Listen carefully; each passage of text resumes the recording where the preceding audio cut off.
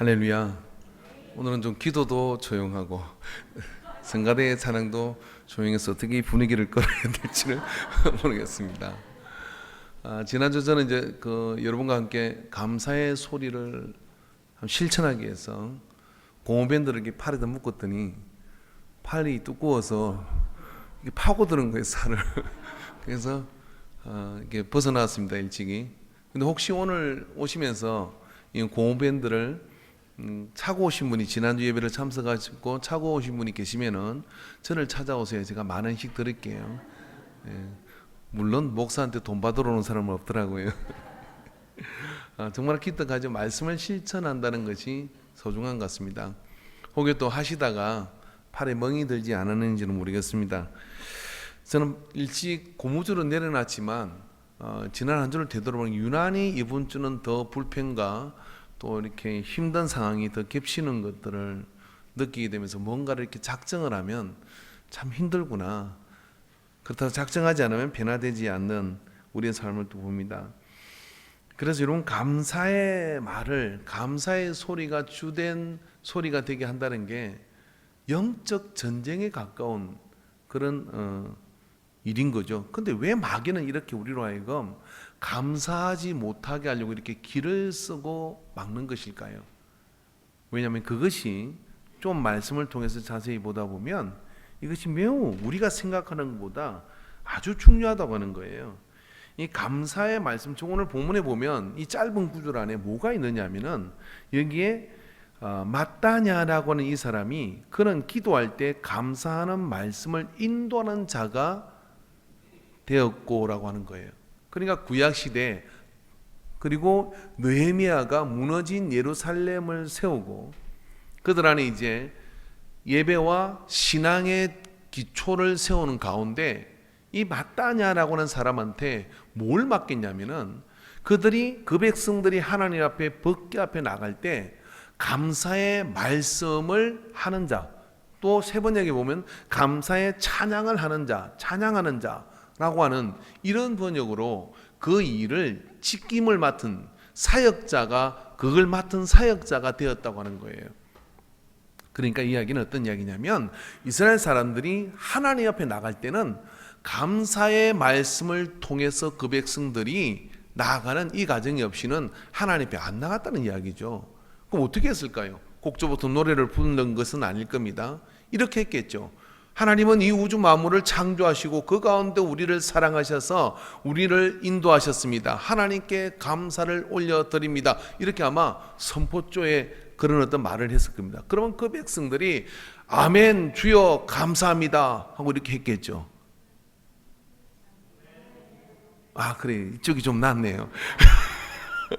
아멘 주여 감사합니다. 그렇게 해서 감사의 말씀을 선창을 하고 그 백성들로 하여금 감사하는 마음을 가지고 하나님께 감사하고 나가야 어떻게 되느냐면 예배의 문이 열리는 거고, 그리고 하나님이 그 감사의 찬양을 받으시고 임재하셔서 그 백성에게 함께하여 말씀을 선포하고 혹은 치유할 자를 치유하고 혹은 바로잡을 자를 바로잡는 그런 은혜가 거기에 임했다고 하는 거예요.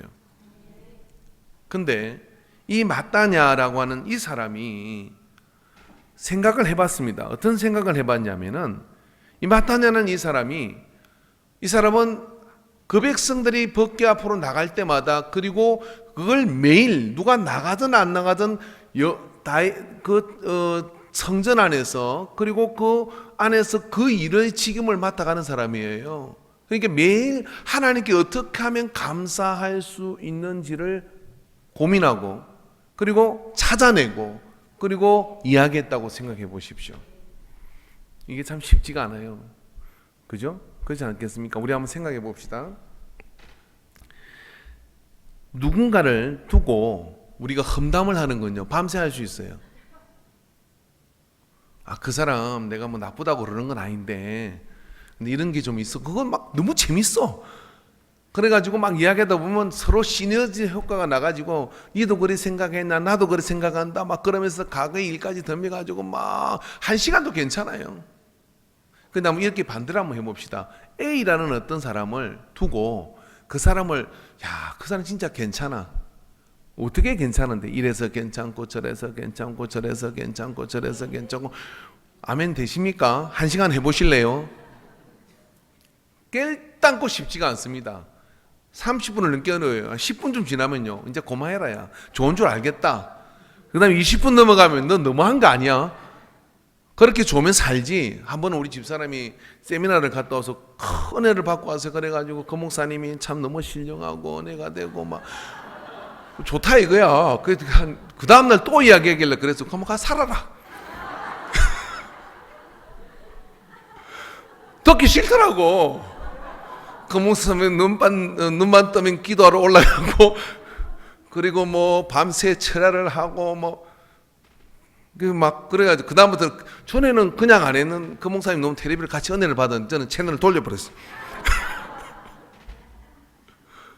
이게 참 쉽지가 않아요. 이게 험담하는 건 쉬운데 어떻게 깊이 내려가고 그런데 말입니다.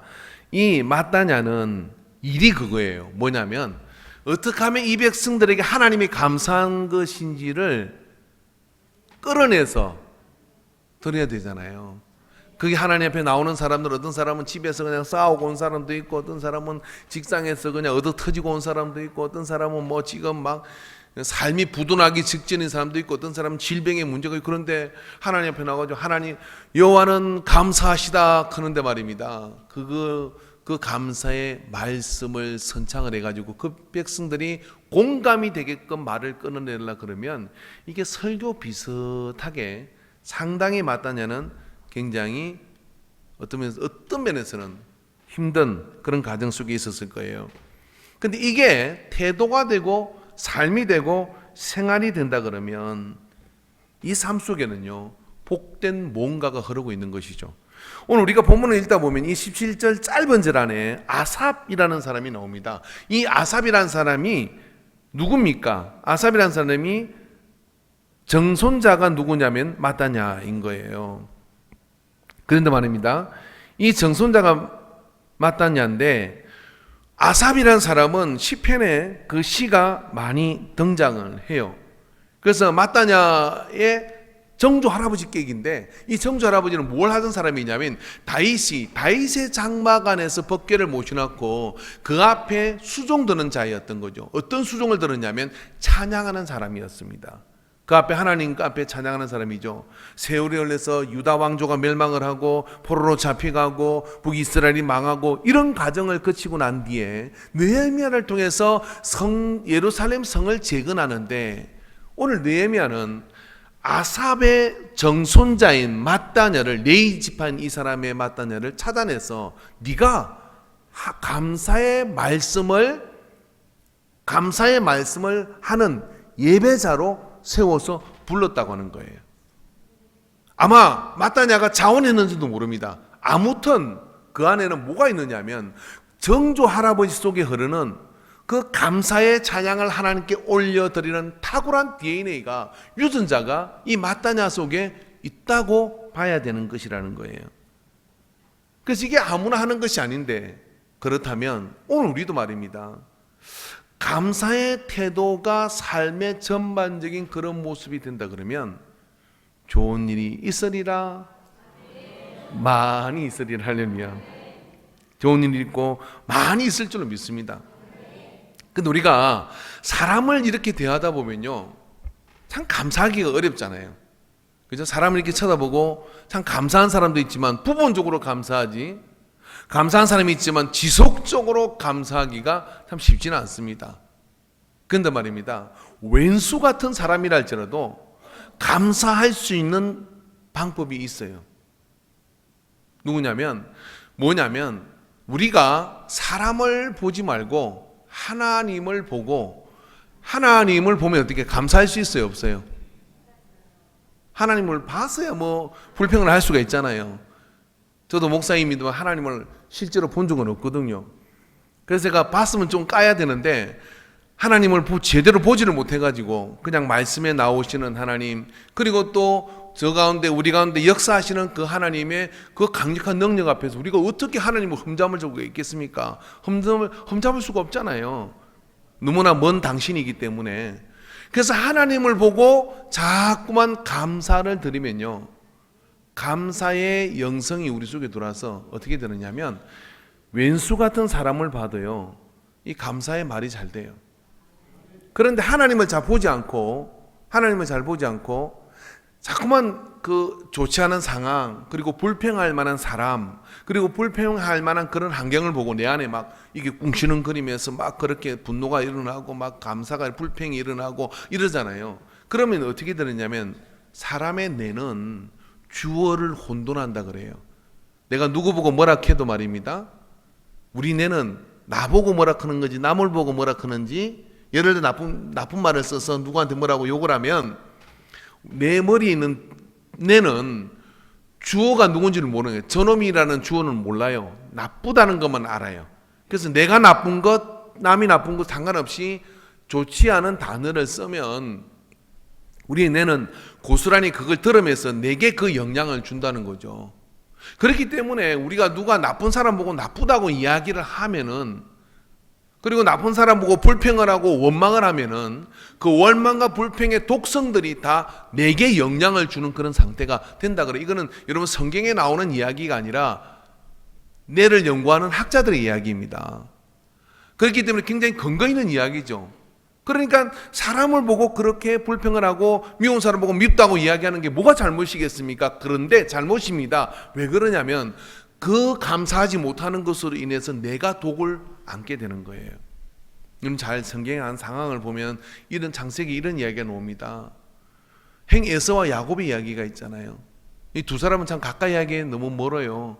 그런데 야곱이 행 에서를 속이고 축복기도를 낼름받고 어떻게 하냐면 여산촌 집으로 도망을 가요. 거기서 살다가 마누라 둘을 거느리고 또 양떼와 소떼를 늘려가지고 이제 여산촌 집에 있을 수 없는 상황이 돼가지고 돌아와요. 그 이야기를 들은 에서가 말입니다, 자기의 모든 축복을 도둑질해 간 동생을 죽이기 위해서 집에 길리오던 자 400명이라 그랬어요. 그래서 열심히 싸움을 연습시킨 길리온 자 400명을 데리고 말을 타고 막 야곱에게로 달려가는 겁니다. 야곱이 생각할 때 행이 어떻게 도와주러 오는 것 같아요? 아니면은 죽이러 오는 것 같아요? 모르겠다 이 말이죠. 예.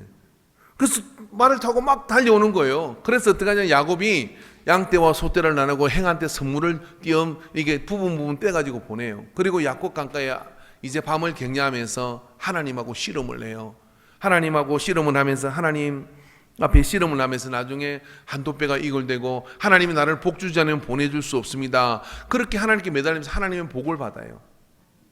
그리고 형 에서가 이제 400명의 병사를 거느리고 야곱에게까지 왔는데 그때 야곱이 말입니다, 자기를 해하기 위해서 오는 것인지 아니면 도와주러 오는 것인지 모르지만 일단 야곱이 에서의 얼굴을 보며 성경에 뭐라고 이야기하느냐면 내가 행의 얼굴을 보니 하나님의 얼굴을 본 것처럼 반갑습니다 그래요. 에서는 머리 틀라고 그런 이야기를 한 번도 어디서 들어본 적이 없어요. 어떻게 하나님하고 행하고 비교를 합니까? 근데 야곱이 내가 행의 얼굴을 보니까 하나님의 얼굴을 본 것 같습니다. 형이 지금 칼을 갈고 야곱을 속이고 도망가서 왼수 같은 동생을 잡으러 왔는데 야곱이 하나님의 은혜를 받고 나니까 은혜를 받고 난 다음에 그 두렵기도 하고 한편으로는 같이 갈 수 없는 에서를 보고 하나님의 얼굴을 본 것 같습니다 라고 그렇게 얘기하니까 에서가 말입니다, 거기서 마음이 확 녹아버린 거예요. 그래서 어떻게 하냐면 내가 뭐 도와줄까 그러면서 데리고 온 400명을 말입니다, 내가 보디가드로 세워가지고 네가 가는 길에 내가 함께 동행해 줄게 라고 이야기하며 이 두 형제는 거기서 부둥켜 안고 그렇게 눈물을 쏟으면서 같이 해피엔딩 했다는 겁니다. 아멘 하신대. 예, 성경 보시고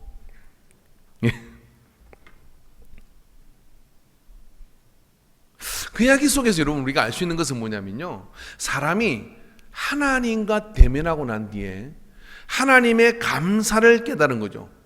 야곱은 보십시오, 한두 배가 이글되어서 이제 하나님의 그런 복을 받은 자이지만 다리는 절뚝거리고 말을 타고 온 행에서를 올려다 보면서 내가 행의 얼굴을 보니 하나님의 얼굴을 본 것 같습니다라고 이야기하니까 그 행에 대한 달려와 준 것에 대한 감사를 주기로 왔는지 아니면 나를 도와주러 왔는 건지, 그러나 그 전 상황을 본다 그러면 분명히 뭡니까? 야곱을 잡으러 온 것이죠. 그랬는데 그렇게 하나님의 얼굴을 본 것처럼 반갑습니다라고 일단 감사를 표현을 해버리니까 에서가 내가 하나님인가? 그러고 어떻게 하냐면 야곱을 도와줬다는 거예요.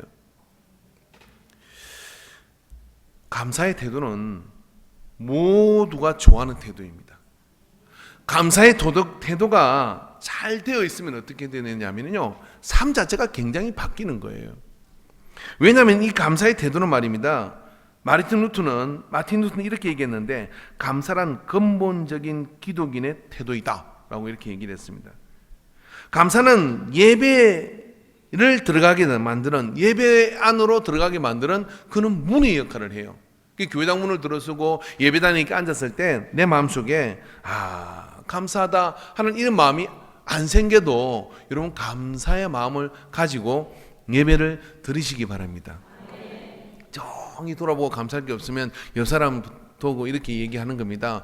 오늘 내 곁에 앉아서 너무 감사해요. 그렇게 좀 크게 이야기하지 말고 살짝 이야기하면은 옆 사람이 뭐라고 하셨어요? 물으면 아니 곁에 앉아서 너무 감사하다고요. 그러면 그 마음이 이렇게 퍼져나가는 것이죠. 그래서 여러분 감사는 어떤 감사를 해야 되느냐면 이유 있는 감사를 하시기 바랍니다. 감사는 세 종류가 있습니다. 한번 해봅시다. 이유 있는 감사, 이유가 없는 감사, 이유를 만들어 감사. 그게 무슨 감사라는 거예요? 다 감사라는 거예요. 다. 우리 인생을 살다 보면 감사할 이유가 있는 게 분명히 있죠. 나는 정확해서 감사할 이유가 있는 사람은 내가 감사를 하고, 감사할 이유가 없는 사람은 나도 할 게 없고, 이런 태도를 가진 사람도 있죠. 이 사람은 사리가 아주 정확한 사람이에요. 그런 사람도 정말 멋지지 않습니까? 근데 감사할 이유가 있을 때 그 감사를 하는 것은 사람된 도리이다라고 생각을 해요. 사무엘상 31장 11절부터 12절에 보면요, 길앗 야베스 사람들이 나옵니다. 이 길앗 야베스 주민들이 나오는데 이들은 사울에게 엄청난 신세를 진 사람들이었어요. 길앗 야베스 성이 블레셋에게 이렇게 포위를 당했을 때 아무도 도와주지 않아요. 그리고 항복하겠다 하니까 블레셋은 뭐라 했냐면 애까지 다 죽이고 이 성에는 한 사람도 살려두지 않겠다 그래요. 그러니까 항복도 할 수 없고 싸우기에는 힘도 없고, 그런 상황에 직면했을 때 누가 달려와 줬냐면은 사울이 거병을 하여서 달려옵니다. 와가지고 이 블레셋을 물리쳐주고 길앗 야베스 사람들을 살려준 거예요. 그리고 세월이 지나서 이제 사울은 주권을 쥐고, 그리고 이제 세월이 지나서 사울은 왕으로서의 그 지세를 해갔지만 나중에 이 사울은 하나님께 버림받아서 어떻게 됩니까? 블레셋 사람들에 의해서 죽게 됩니다. 12절 띄워보십시오. 모든 장사들이 일어나 밤새도록 달려가서 사울의 시체와 그의 아들들의 시체를 벳산 성벽에서 내려가지고 야베스에 돌아가서 거기서 불사르고라고 얘기를 했어요. 이게 블레셋 사람들이 사울을 죽여가지고 성벽에다 매달아놓은 거예요. 그랬는데 이제 다윗이 이제 어떤 권력을 쥐고, 그리고 이제 다윗이 세력을 일으키는 상황이라 이 사울의 시신을 거둘 사람이 없는 겁니다. 어떤 면에서 은혜도 떠나버렸고, 그리고 또 이 사울에 대한 어떤 그런 지지 세력도 약해져 있는 상황에 성벽에 블레셋 사람이 사울을 끌어놨는데 다윗은 그 소식을 아직 못 들었어요. 그런 가운데 이 야베스 사람들이 그 이야기를 듣고, 우리가 어떻게, 저 사울이 우리한테 어떻게 했는데 우리가 위협을 받는다 할지라도 저 상황을 그대로 내버려 둘 수가 있느냐 하고, 그 이야기를 들었던 야베스 성에 있는 모든 힘을 쓸 수 있는 장사들이 다 일어나서 가자, 그리고 방길을 타고 그리로 달려가가지고 죽음을 불사하고 어떻게 했냐면 사울의 시선을 내려가지고 야베스 성으로 와서 태워서 장례를 치러준 거예요. 나중에 다윗이 이야기를 듣습니다. 그리고 이 야베스 사람들, 이방인이었던 이 야베스 사람들을 다윗이 선대하는 그런 이유가 된 것이죠. 야베스 사람들에게는 사울에게 감사를 표할 그런 분명한 이유가 있었던 것이죠. 근데 우리 인생 살다 보면요, 내가 은혜를 입고 감사를 했지만은 그 감사를 입었다고 해서 다 못하고 살 때가 너무 많잖아요. 아직 내게 힘이 없어, 아직 내게는 여력이 안 돼, 그리고 내게는 아직 그런 힘이 안 돼, 어떤 그런 기회가 안 됐어 라고 여러 가지 핑계를 대면서 우리 인생 속에 말입니다, 마땅히 감사해야 되는데 감사의 태도를 못 보이고 살아온 그런 우리의 시간들과 저에게도 그런 시간들이 있더라고요. 그런데 감사가 태도가 된 사람은요, 열리를 지키고 야베스 사람들은 우리는 그렇게 하면 안 된다, 그리고 우리의 생명이 위협을 받는다 할지라도 의리를 지켜서 그 사울이 하나님께 버림받고 그런 처지가 되었지만은 그는 우리에게 이러한 어떤 은혜를 베푸는 사람인데 우리가 그 일을 어떻게 마다하랴 하고 달려가서 그 감사를 표현한 것이 야베스 사람들이 나중에 다윗이 왕이 되었을 때 그 야베스 사람들이 다윗의 그런 보호를 받는 그런 이유가 되어버린 것이죠. 뭡니까? 이유 있는 감사를 한 사람에게는 하나님이 그 복을 갚으시는 거예요.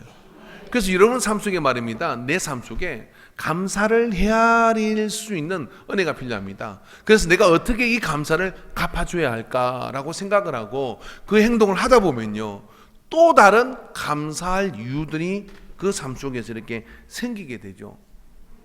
그래서 이번 예배를 통해서 여러분 그런 것들을 헤아려 보는 시간들이 되기를 바라요. 그 다음에 이유 없는 감사가 있어요. 이유가 없는 감사. 이런 감사의 태도는 그리스도의 삶의 방식이 되어야 되는 것이죠. 에베소서 5장 4절에 보니까 누추함과 어리석음은 말이나 희롱의 말이 마땅치 아니하니 오히려 감사하는 말을 하라 그랬어요. 자, 이 본문의 말씀을 보면 누추함과 어리석은 말이나 희롱의 말이 마땅하지 아니하다는 이 말이 그렇게 할 만한 상황이 이들 속에 있다는 이야기예요. 그런데 그런 말을 하느니 차라리 오히려 감사하는 말을 해라는 거예요. 왜? 그것이 그리스도인의 사명이니까, 그것이 그리스도인의 기본이니까, 그것이 하나님의 뜻이니까. 저는 이슬리너 목사님이요, 영국에 갔으면 이제 그 영국의 종교개혁지를 순방하다 보면 그 언덕에 올라가요. 그 런던의 그 언덕인데요, 그 언덕은 원래 탄광이 있는 곳이었어요. 거기서 이 유명한 설교를 하죠. 무슨 설교를 하느냐면, 탄광에 있는 분들이 이제 그 웨슬리 목사님이 왔다고 하니까 모여서 예배를 드리고 모였는데, 정말 그때의 강구 생활이라는 건 지칠 때로 지치는 생활이죠. 그런 가운데 지쳐있는 그 모습을 보고 설교 길게 했다가는 안 되겠다는 생각이 드는 거예요. 그래서 이렇게 했답니다. 뭐라고 했냐면, 여러분 하나님의 뜻을 알기를 원하십니까? 그랬어요. 아무도 하나님의 뜻을 알기를 원하지 않으네요. 여러분 하나님의 뜻을 알기를 원하십니까? 그때 지친 사람들 고개를 들고 알기를 원합니다 그렇게 얘기를 했대요. 그랬더니 이렇게 말씀하시고 설교하고 내려가셨대요. 항상 기뻐라, 쉬지 말고 기다라, 범사에 감사라, 이것이 하나님의 뜻입니다. 말씀대로 설교했잖아요. 그러고 내려갔더니 너무 좋아하는 거예요. 설교 짧아서. 일단 설교는 짧아야 돼요, 그죠? 근데 항상 기뻐라, 쉬지 말고 기다라, 범사에 감사하라, 모든 생활에 감사, 이것이 너희를 향하신 하나님 아버지의 뜻이니라. 이야기는 어떤 겁니까? 그건 감사는 따지고 감사하는 게 아니라 무조건 감사한다, 이런 뜻이에요. 사람을 보고도 여러분, 여기 뭡니까? 어리석은 말과, 나도 같이 욕 못할 줄 알아? 나도 같이 희롱 못할 줄 알아? 나도 같이 그렇게 너한테 악담 못할 줄 알아? 하고 말하는 것은 그리스도인에게는 금지당했다는 거예요. 왜? 그건 우리를 독으로 더 해롭게 하는 것이니까 차라리 감사하는 말을 하라. 어떻게 감사할 수가 있습니까? 이유가 없는 거예요. 감사할 이유가 없어. 아무리 찾아도, 밤새도록 찾아도 그 사람 두고 감사할 이유가 없어. 그런데 감사하래. 왜?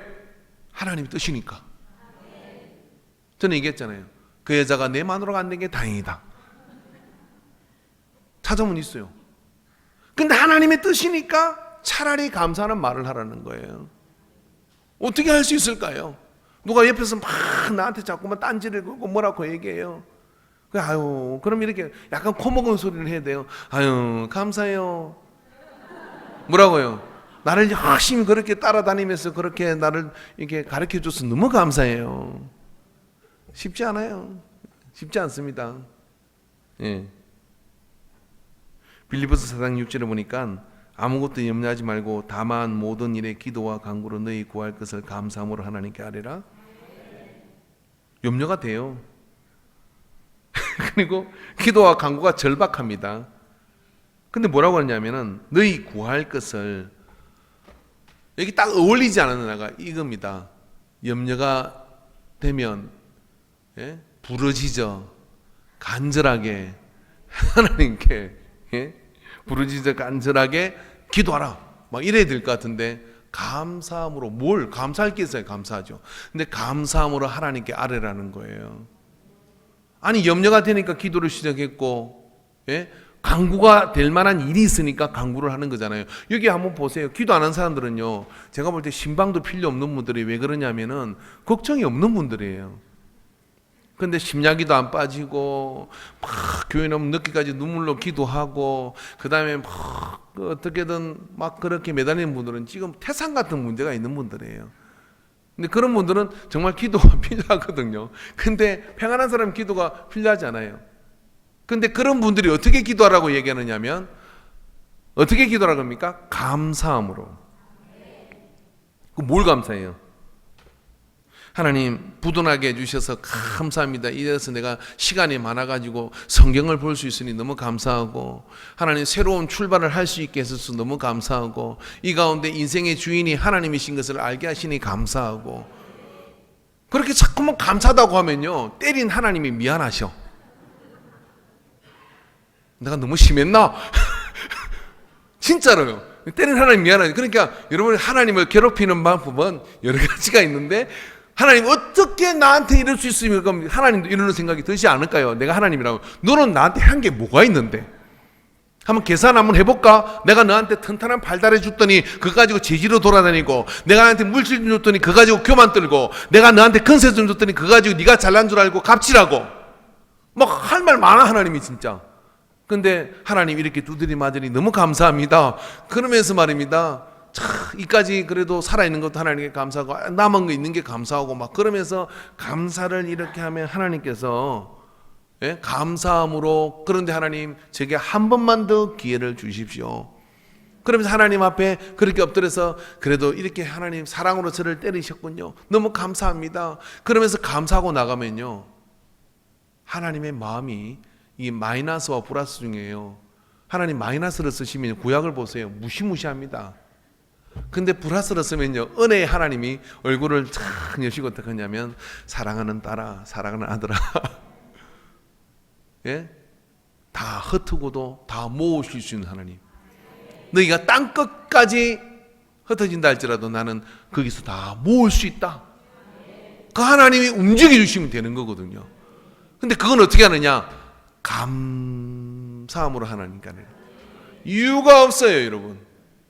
이유 없이도 우리는 감사할 수 있어야 될 줄로 믿습니다. 할렐루야. 그래서 여러분, 이유 없이 감사하는 것, 그것이 우리가 하나님을 만나는, 하나님을 알게 되는 그런 가장 정확한 방법이라는 겁니다. 조나단 에드워즈라는 사람이 그런 이야기를 했습니다. 감사의 애정이란 사람의 삶에서 하나님의 임재를 발견하는 가장 정확한 방법 중에 하나이다 라고 그렇게 얘기했어요. 사실 우리가 잃어보지 않으면 하나님의 존재를 덜 느껴요. 잃어보면 어떻게 되냐면 하나님의 존재를 확실히 느끼죠. 제가 가끔 비행기 타고 가다가 이렇게 날개 쪽에 앉으면 날개를 봅니다. 날개가 낭창거려요. 그럼 저게 부러지지 하는 생각이 걱정이 좀 될 때도 있거든. 근데 요즘은 걱정이 안 돼요. 왜 그러냐? 부러져도 천국이요 뭐 그런 생각이 좀 들거든요. 그러니까 상상을 한번 해보면 갑자기 기내 방송이 나와요. 성경 여러분, 저는 기장입니다. 현 시각 우리 비행기는 지금 한쪽 엔진이 꺼져가지고 불시착을 해야 되는데 지금 육지도 멀고 지금 이게 더 이상 어떤 기술적인 방법이 고려되지 않는 상황이 우리에게 발생했습니다. 근데 저는 하나님을 믿는 사람인데 희망은 하나님밖에 없습니다. 제가 기도를 하려고 하는데 혹시 신앙을 가진 분이 있으면 같이 기도해 주시고, 예수를 믿지 않는 분들이 있어도 살기 위해서는 기도를 해 주십시오라고. 그럼 기도할까 안 할까요? 일단 믿어야 되지 않을까요? 기도를 하는 거죠. 같이 기도하는데 한 10분 후에 죽었던 엔진이 다시 살아났습니다. 사람이요, 죽다가 살려면 그 어떤 궁지에 몰리게 되면요, 그러다가 다시 회생되는 어떤 일을 한 번씩 그렇게 경험을 하면요, 대다수의 사람들은요, 뭔가 신적 존재가 있는 것에 대한 감사를 표현하고 싶은 마음이 든대요. 물론 몇 번 죽었다가 다시 태어나도 모진 사람은 그걸 못 느껴요. 지가 천운을 타고 나서 그런 줄 알고 잘난 줄 알고 그렇게 가다가 지옥 가요. 그런데 그 순간 감사하는 마음이 이렇게 들면 그분에게 뭔가를 표현하고 싶은 생각이 든다는 거죠. 박진영 씨라는 그 연예 기획사를 하는 분이 한번 힐링 풀에 나와서 이런 이야기를 하는 거를 제가 어떻게 텔레비를 이렇게 봤는데, TV를 봤는데 하는 이야기를 들었어요. 내용은 이것이었습니다. 자기 삶이 너무 잘 되어 간다는 거예요. 그래서 이런 고민을 했답니다. 왜 내 삶이 이렇게 하는 일마다 잘 될까? 그 사람은 전문가로서 어떤 자기 일을 탁월하게 잘하는 것 같아요. 그런데 그런 생각이 들더래요. 그래서 이걸 좀 갚아야 되겠다 싶어서 기부를 엄청나게 했대요. 어려운 사람 도와주는 거 뭐 그런 단위가 다르게 기부를 한 거죠. 그러다 어느 날 마음이 이런 소리가 들리더는 거예요. 내가 너를 도와줬는데 왜 너는 다른 사람은 도와주면서 나를 찾지는 않니? 라고 이렇게 물이 오더래요. 이게 이거 어떤 음성인지는 모르지만 그런 어떤 자기 속에서 음성을 들었다는 거예요. 텔레비전 나와서 얘기한 거니까요. 그래서 그때부터 이런 생각을 했답니다. 내가 그 존재를 찾아야 되겠다. 왜?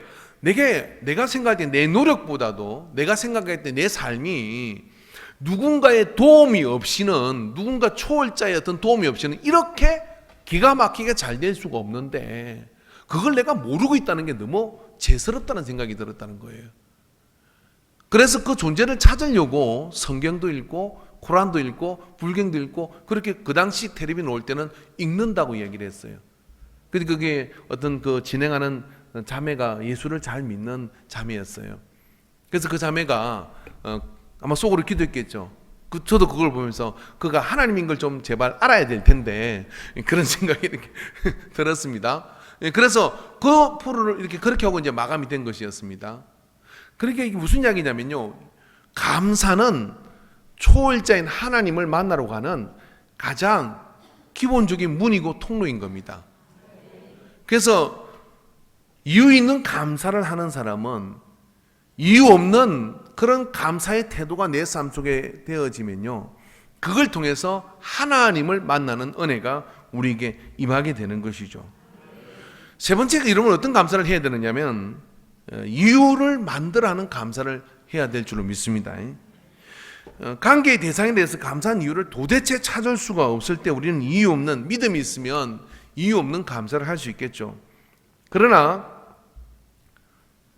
이유를 찾아내서 감사하는 그런 어떤 모습을 가지면요, 더 이상 삶에 대해서는 걱정할 필요가 없습니다. 성경에 보면 하박국 3장 17절에서 18절의 말씀 같이 한번 읽어볼까요? 시작. 비록 무화과 나무에 무성하지 못하며 포도나무에 열매가 없으며 감람나무에 소출이 없으며 밭에 먹을 것이 없으며 우리의 양이 없으며 외양간에 소가 없을지라도 나는 여호와로 말미암아 즐거워하며 나의 구원의 하나님으로 말미암아 기뻐하리로다. 아멘. 이 사람의 삶이 지금 어떻게 된 것 같습니까? 무화과 나무가 무성하지 못하고 포도나무에 열매가 없고 감람나무에 소출이 없으며 되는 게 아무것도 없는 거예요. 수확 거둘 게 아무것도 없어요. 그런 어떤 상황 속 외양간에 소도 없고 있는 게 아무것도 없는 겁니다. 그러니까 이렇게 수고를 심었는데 이 사람은 이렇게 망했을 때 하나님을 믿은 겁니까? 아니면 하나님을 믿고 있는데 이렇게 되는 게 없는 겁니까? 하나님을 믿고 있는데 되는 게 없는 상황이 된 거예요. 그럼 여기서 뭘 감사할 수 있어요? 자, 우리는 여러분 감사절이 오고 또 내가 우리가 그 감사하고자 하는 그런 마음을 지난 한 주 동안 지내려고 할 때요, 그런 말이 속에 불쑥불쑥 올라오잖아요. 뭐 감사할 게 있어야 감사하지. 그런 마음이 우리 속에 한쪽에 있는 겁니다. 그런데 감사할 것이 없는 상황 속에서도요, 감사할 이유를 짜내고 찾아내는 사람이 이 하박국 선지자의 사람이에요. 없잖아요. 다 없다는 거예요. 다 없는데 한 가지 있는 게 있었어. 그게 뭐냐면, 나는 여호와로 말미암아 즐거워하며 나의 구원의 하나님으로 말미암아 하나님 때문에 저는 감사합니다. 죄송한 얘기지만 하나님은 손으로 만져지지 않고 지금이 당장의 외양간의 소를, 그리고 포도나무의 열매를, 무화과나무의 잎을 무성하게 그렇게 못해주는 거리가 있는 하나님인데, 그 하나님으로 말미암아 나는 기뻐하고 즐거워할 것이다 라고 그렇게 선포하는 이 사람을 하나님이 내버려 두실까요? 아니요, 절대로 내버려 두지 않습니다. 그런 상황 속에서도 불평하지 않고 원망하지 않고 하나님께 오히려 기뻐하고 즐거워하리라고 감사의 조건을 찾아내는 사람, 하나님께서 그런 자를 찾으셔서 하나님의 역사를 이어가도록 만들어 주시죠. 그래서 여러분, 이 세 가지를 오늘 이번 한 주 동안 말입니다. 특별히 이유가 있는 감사는 쉬울 겁니다. 어떤 면에서. 그러나 무조건 감사하는 것도 어려워요. 그건 더 어려운 게 뭔지 아십니까? 불평과 원망과 모든 것을 다 쏟아내도 누가 하나 나 욕할 사람이 없어요. 욥이 그런 어떤 고난을 당할 때 아내가 뭐라고 얘기합니까? 차라리 하나님을 원망하고, 하나님을 아주 그냥 원망하고 그렇게 하라 그러잖아요. 그런 가운데 욥은 입을 다뭅니다. 차라리 내가 나지 않았으면, 이런 말은 했지만은 하나님 어떻게 저한테 이럴 수 있습니까? 라고 말하지 않아요. 그리고 그 입을 다물고 있을 때 하나님께 어떻게 합니까? 모든 것을 갑절로 하나님이 채워주시는 그 역사를 이루어 주셨죠.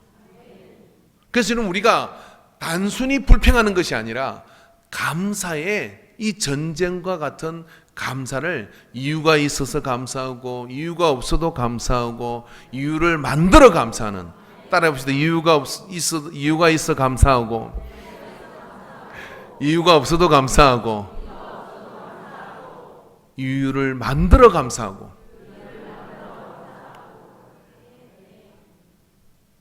감사할 이유가 안 생기면 눈을 감고 감사하세요. 어떤 분을 보면 감사가 안 된다는 생각이 들면 눈을 감고 감사해요. 기도할 때도 눈 감는 이유가 그거 아닐까요? 눈을 감고라도 감사하고 해면 어떻게 되느냐면, 감사가 삶의 태도가 되는 사람은요, 그 삶의 태도 때문에 하나님이 도와주실 뿐만 아니라 관계에서도 복이 열려요. 저 사람 분명히 불평할 만해요. 그리고 저 사람 분명히 여기서 원망할 만한데, 감사하다고 얘기를 하면요, 사람이 이렇게 생각을 합니다. 뭐지? 그리고 옆에 있는 사람이 그걸 봐요. 그리고 어떻게 하느냐면, 저 사람 참 괜찮네. 그리고 나중에 기회가 되면 어떻게 되느냐면, 이 사람이 이 감사의 태도를 가진 사람을 길을 열어줘요. 저는 그런 일을 참 많이 봅니다. 근데 근본적으로는 하나님이 감사의 태도를 가진 삶과 가정과 문화를 다 책임져 주시는 것이죠. 예수님은 이 감사의 태도를 중요하게 생각하셨어요. 누가복음 17장 12절부터 19절의 말씀에 보면은 10명의 나병 환자가 고침을 받아요. 그 중에 9명은 이제 예수님 말씀하신 대로 제사장에게 보이고 월대 자기 가족에게로 돌아갔지만, 한 명은 문득 이런 생각을 한 거예요. 내가 이렇게 살이 썩어 들어가고, 그래도 저주를 받은 사람이라는 그런 낙인이 찍혀서 일반인들 속에 들어갈 수도 없는 그런 질병에 잡힌 나를 주님이 고쳐주신 것이 너무 감사해서, 그 주님이 시킨 대로 하고 난 다음에 제일 먼저 가족에게 돌아가기보다는 돌아와서 예수님께 감사하고 싶었던 거예요. 그랬더니 예수님께서 17절에 보니까 예수께서 대답해 이르시되 10사람이 다 깨끗 함을 받지 아니하였느냐? 그 9은 어디에 있느냐? 이 이방인 외에는 하나님께 영광을 돌리러 돌아온 자가 없느냐 하시고라고 말씀하신 거예요. 그러니까 예수님도 10명을 다 고쳐주시고 난 다음에 그 마음을 가지고 하나님께 감사하기를 원하셨겠죠. 그런데 예수님이 보신 것은 한 명이 돌아왔어요. 그랬더니 예수님께서 그에게 이르시되 일어나 가라, 내 믿음이 너를 구원하였느니라 하시더라. 이미 나병을 고침 받았어요. 그래서 여러분, 감사의 태도를 가진 사람은 당면한 눈에 보이는 현실적 문제도 그렇게 해결되기도 하지만 더 중요한 것은요, 그의 영혼이 구원을 받았다고 하는 거예요.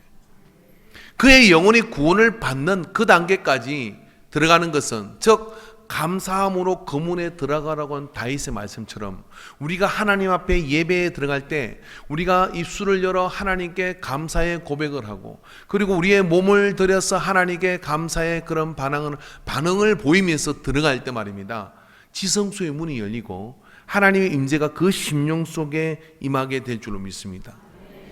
그래서 감사의 태도는 여러분 복의 태도 중에 가장 근본적인 그런 태도인 겁니다. 그래서 그 근본적인 태도가 우리 인간 사랑하는 성도님들의 삶 속에 있게 되기를 주의 이름으로 축원합니다. 그래서 그 감사의 태도가 우리 안에 이렇게 되게 될 때 하나님의 역사가 그 속에서 나타나게 되는 거예요. 그래서 오늘 여러분, 이 마따냐는 아삽이라고 하는 정조 할아버지부터 하나님께 감사의 말을 하고 하나님께 감사의 찬양을 올려드리는 레위 지파의 그런 직임을 가지고 있었던 겁니다. 그러니까 집에 오면 아삽이 어떻게 했겠어요? 자, 내일은 뭐라고 하나님께 감사를 하지? 하며 감사할 이유를 찾고 하나님 영광을 돌릴 때 그 속에서 그 집안에서 자라는 자녀들 뭘 듣고 자라요? 그리고 그 아버지가 하는 그 뭘 보고 자랍니까?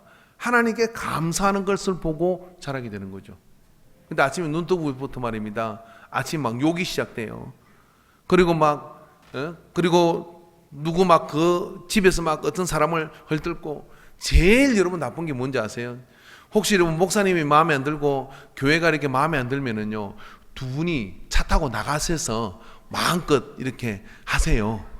근데 여러분 자녀들 앞에서 그렇게 하면 어떻게 되냐? 자녀가 이렇게 생각해요. 그 교회 목사님도 별거 아니구나, 이렇게 생각을 해요. 그래서 어떻게 하냐? 그 애가 아무리 모가지를 끄다가 여기 앉혀놔도 말입니다, 은혜를 못 받아요.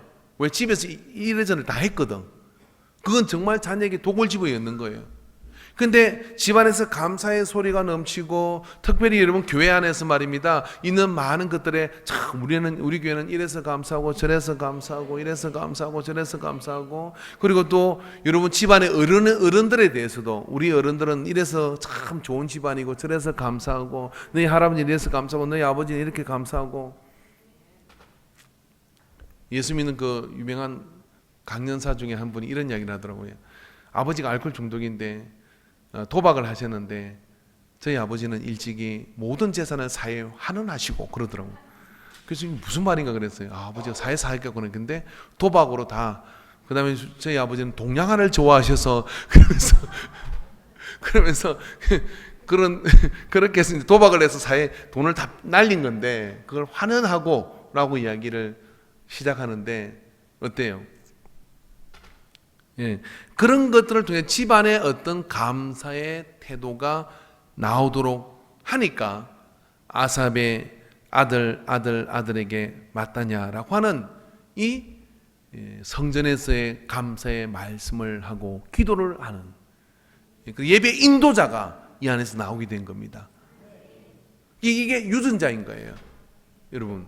그래서 감사의 태도는 말입니다, 당장의 효과는 부족해도요, 적어도 내 가문을 바꾸는 가장 근원적인 물의 근원을 바꾸는 힘입니다. 교회도 마찬가지입니다.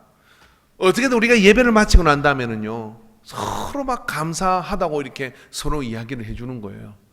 자, 따라 한번 해봅시다. 이유 있는 감사, 성가대 서니까 너무 이뻐요. 안내를 하니까 너무 이뻐요. 식사당만 하니까 너무 이뻐요. 또 뭐 여러 가지 자리에 앉아 있으니 너무 이뻐요. 그죠? 그런 다 이유를 달아 감사는 이유 없는 감사. 이유 없는 감사에서 왜 감사하냐 그러면 그냥 좋아요. 그냥 감사해요. 근데 또 미운 사람도 있을 수 있잖아요. 그러면요 이유를 찾아서 감사죠. 예. 오늘 너무 머리가 잘 이쁘게 돼가지고 교회가 환해요. 예. 입에 발린 소린 같지만은요 발린 소리에 다 넘어가요. 근데 그게 말입니다. 내는 주어를 혼돈하기 때문에 그게 고스란히 나에게 감사의 마음이 부풀도록 만드는 거예요. 감사의 마음을 부풀도록 만드니까 에서가 야곱을 볼 때 행의 얼굴을 보니까 하나님의 얼굴을 본 것 같아요 라고 이야기하니까 에서가 이러고 왔다가 입이 걸린 거예요. 그래가 동생, 이 짠한 동생 얼마나 외삼집에서 고생했냐, 내가 너를 도와줄게, 그러면서 내가 너와 함께 해줄게, 그렇게 바뀌어버린 겁니다. 감사의 태도는 마음의 문을 열도록 만들어요. 그리고 감사의 태도는요 내 인생을 바꿉니다. 근데 감사는 여러분 노력을 해야 되는 거예요. 감사의 말은 감사의 태도를 만들고, 감사의 태도는 자녀들에게 유전될 뿐만 아니라 하나님을 만나는 첫 단추가 됩니다. 제가 지금 감사 헌금을 강조하는 게 아니에요. 이해되시죠? 근데 어떤 분이 이런 이야기를 하더라고요. 정말 매주 감사할 건데 감사 헌금을 다른 기도 제목 없니? 뭐 강구 제목 뭐 이런 거. 근데 이런 간증을 하시더라고요. 뭐냐면 제가 책에서 봤는데 목사님 무조건 감사를 해서 봉투를 자꾸 쓰다 보니까 제가 참고로 말씀을 드리면 감사 기도 제목을 쓰시는 분은 봉투는요 제가 제 책상으로 점검위원들이 다 갖다 줍니다. 그럼 제가 다 읽어보고요 그 중에 감사함으로 간구한 기도 제목들이 있잖아요. 하나님 아버지, 제가 병원에 입원했는데 지금 이런 어떤 아픈 사정이 있는데 하나님 그래도 이만하게 해주신 것을 감사해요. 그러면 제가 그거 가지고 기도를 다 합니다. 예. 그렇게 쓰다 보니까요 글을 써서 감사를 하다 보니까 매주 감사할 제목들이 너무 많더라는 거예요. 감사의 태도가 만들어지면 하나님이 그와 함께하는 은혜가 그 속에 넘치게 될 줄로 믿습니다. 할렐루야. 그래서 오늘 마따냐 같이 집안의 DNA가 감사의 태도가 되는 그런 흐름이 되어져서 주의 복을 누리시기를 주의 이름으로 축원합니다. 기도하겠습니다. 이 시간 우리가 잠깐 기도하도록 하겠는데요. 감사는 모든 막힌 담을 헐 뿐만 아니라 사람을 보고 세상을 볼 때는 만족함이 없고 또 감사할 것을 찾기 어렵지만은 우리가 하나님을 대하고 하나님을 만나서 감사하고 감사의 찬양을 올려드리고 감사의 고백들을 할 때 모든 관계들을 열어가는 하나님의 역사가 있는 것을 믿습니다.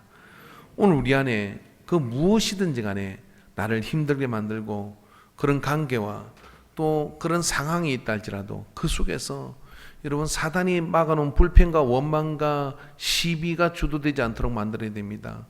하나님께 길을 쓰고 감사의 조건들을 찾아내 감사하는 입을 열 때 하나님은 우리의 인생의 모든 그런 장애물들이 걸림돌들이 디딤돌이 되도록 바꾸어 주시는 역사를 베풀어 주실 줄로 믿습니다. 우리 한번 잠깐 같이 기도하도록 하겠습니다. 기도할 때 주여 내게 그 감사의 고백들을 부어 주시옵소서. 감사의 마음들을 부어 주시옵소서. 오늘 이 예배에 나온 것도 감사하고 은혜 안에 주의 음성을 듣는 것도 감사한 줄 믿습니다. 주여 삼창하고 기도합니다. 주여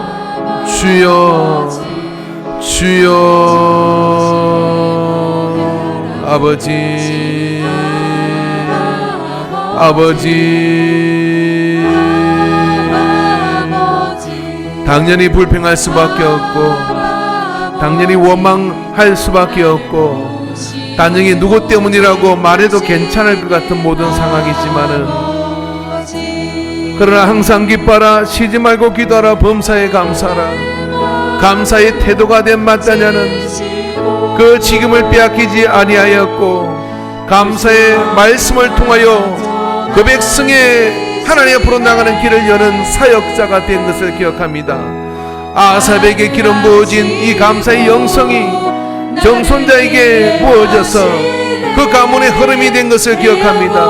오늘 우리 가문 안에 아버지여 불평과 원망과 시비가 주도되는 그런 아버지 사단의 모든 역사를 제하여 주시옵시고 하나님을 기쁘게 하는 감사의 영성이 우리에게 부어지게 하여 주시옵소서. 아버지는 그 은혜를 우리를 부어지게 하여 주시옵소서. 오늘 이 예배 가운데 나왔습니다. 주여 우리의 심령을 열어 주시옵시고 주여 우리의 심령이 하나님 앞에 참으로 감사의 이유들을 찾으며 주 앞에 나아가는 우리의 모든 마음이 되게 하여 주시옵소서. 그 어떤 것도 우리가 하나님의 은혜를 생각하면 감사하지 않을 것이 못할 것이 없는 것을 믿습니다. 감사함이 나의 주된 태도가 되게 하여 주시옵시고 감사함이 우리 가문의 주된 태도가 되게 하여 주시옵시고 문화가 되게 하여 주시옵소서.